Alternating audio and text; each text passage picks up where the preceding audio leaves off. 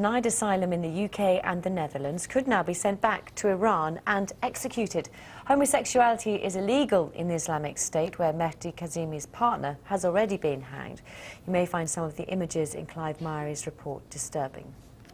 This is the nondescript building in Rotterdam where Mehdi Kazemi is being held. He's been in this detention centre since the beginning of February and could soon be deported back to the UK and ultimately, it seems, Iran. We're not identifying him for his own safety, but in a tearful, exclusive interview, he told me the decision by a Dutch court to throw out his final appeal has left him distraught and depressed. I've lost all my hope, like this, I can say. So what is your state of mind now? You say you've lost all hope. Are you depressed? Are you angry? Are you worried about what the future holds? Yeah, I don't see any future, I think. Are you convinced now that you will die if you go back to Iran? As I said, I'm sure if they send me to Iran, there is no chance to me to be alive.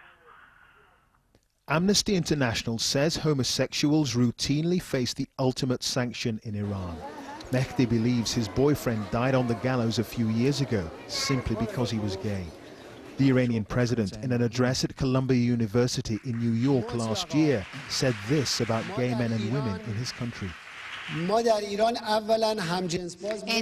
Iran, we don't have homosexuals like in your country. We don't have that in our country. The Home Office acknowledges homosexuality is contrary to Islamic law, but denies there is systematic repression. That's why officials originally denied Mehdi Kazemi's request for asylum, and he in turn fled to the continent. But his lawyer told me that under EU law, it's the country where an asylum seeker first makes an application that must decide their fate, and that means Britain, and the signs aren't good.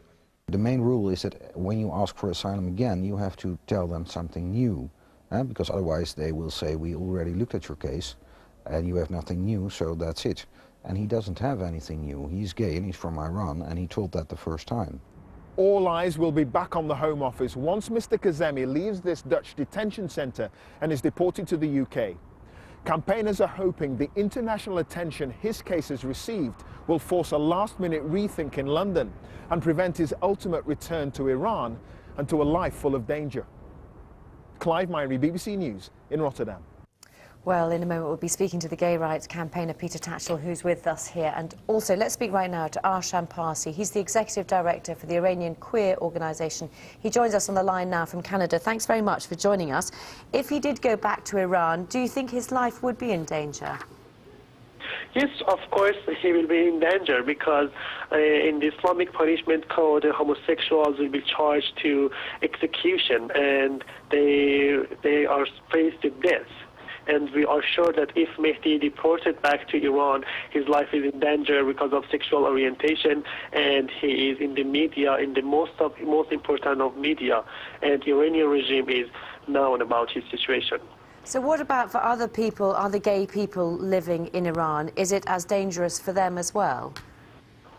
Usually we receive many reports from Iranian LGBTs inside of Iran that police and intelligent police monitoring them, and they arrest them and they make a bad situation for them. And we receive many news from them, and they have an underground life and they are not open. Unfortunately, the most of European countries think the homosexuals in Iran is free and they have rights, but no, they don't have, and they have many problems by their sexual orientation in the Islamic Republic of Iran. And just let's talk a little bit about your own personal experience. Could you yourself go back to Iran or not?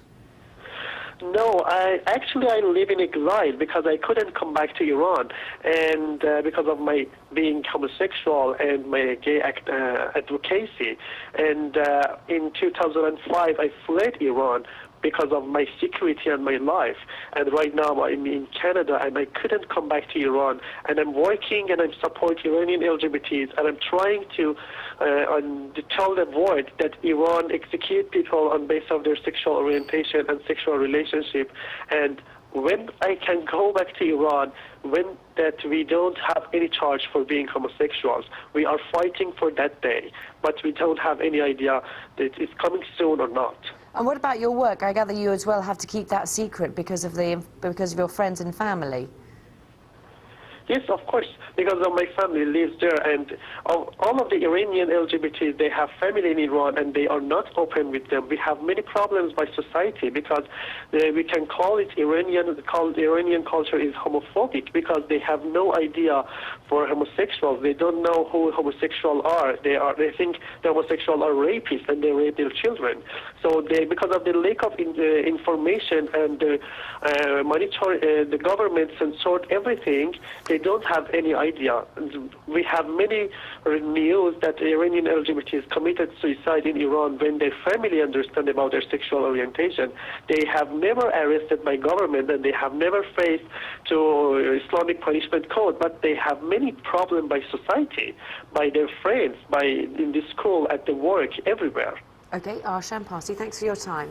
Well, we can also speak now to the gay rights campaigner Peter Tatchell, who's here in the studio with us. Peter Tatchell, what evidence have you got for thinking that he would be executed if he is sent back to, if or when he is sent back to Iran? Well, we know that the Iranian Penal Code stipulates the death penalty for homosexuality. We know that gay men are hanged in public using the barbaric slow strangulation method, which is deliberately designed to prolong the suffering and maximise the pain of the victims. So why is the Home Office sending him back then? Because the Home Office has a policy, an inhumane policy, of reducing asylum numbers, and it doesn't really care about individual cases. The sole concern of the Home Secretary, Jackie Smith, is to cut the asylum numbers regardless of the consequences for individuals. If she didn't believe that, she would have ensured that Mr. Kazemi was granted asylum. So what would you like to see changed? Do you need the fact that he is in danger, that needs to be recognised? Is that what you needs to be changed? Well, we need the whole asylum policy revamped so it's humane, compassionate and fair. At the moment, it's not just gay asylum applicants, but political refugees, religious refugees and many others who are being unfairly declared to be failed asylum seekers because the government has deliberately rigged the system to make people fail. So, for example, the government has cut legal aid so that no solicitor representing an asylum applicant can ever prepare a proper, adequate case. There isn't the funding, there isn't the time, there aren't the resources. So, of course, even most genuine applicants fail. And this is what has happened in Mehdi's case. He didn't have the financial resources or the time to prepare a proper case. Well, we heard in that report President Ahmadinejad of Iran saying to laughter there's no homosexuality in Iran. I mean, is anybody openly gay in Iran? Well, first of all, I'd say, if it was true that there is no homosexuality in Iran, why does the Iranian Penal Code need to stipulate that homosexuality is a crime and that gay people should be sentenced to death? Quite obviously, that's absurd.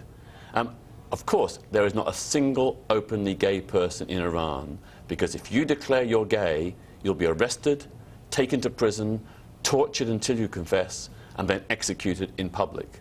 And you know, every lesbian and gay person in Iran today lives with the fear of the knock on the door in the middle of the night. It's like Nazi Germany with regard to Jews. You know, that's the fear that exists.